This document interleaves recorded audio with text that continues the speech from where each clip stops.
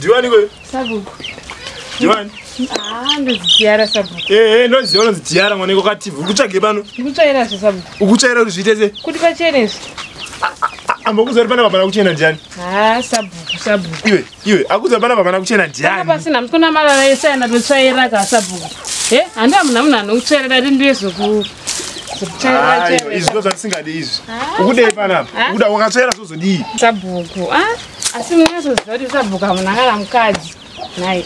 Ndinoziva iwe mucharipa kumba kwenyu wanzwa. Vane kwakativha muzwe mucharipa imi. Ndikusukire maplates, kusuka maplates kuti zviite sei kona iwe? Chene zveSabhuku. Aiwa. Iwe mucharipa kumba kwenyu imi. Sabhuku mutenge musamu. Sabhuku. Iwe.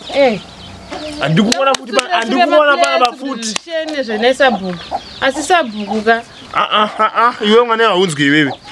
Sabhuku ndoda ku. Dati zvozodii? Sabhuku ndinge mwana mudiki. Iwe dati kuti bati iwe. Nakuru wani nga Sabhuku. Iwe mwana iwewe. Iwewe mwana iwewe aunzwe mwana iwewe. Aunzwe. Vabana. Ko Sabhuku. Vabana pongo iwe. Ndikukuona futhi ukuzwa. Sabhuku. Tadzoke bana ba ndikuona tsoka yako bana bonzwa. Ndinobadzoka. Kunzoka muzombo wacha kukubikira izvi. Nawe dwe. Kutogeza shuwa kuya kumba kwedu shuwa kwa. Wona nanyaso kupoda kupfeka ka special uhembe wedwe. Special ndiwe. Sabhuku ka ndinobadzoka chete. Kuzombobika kudidiko.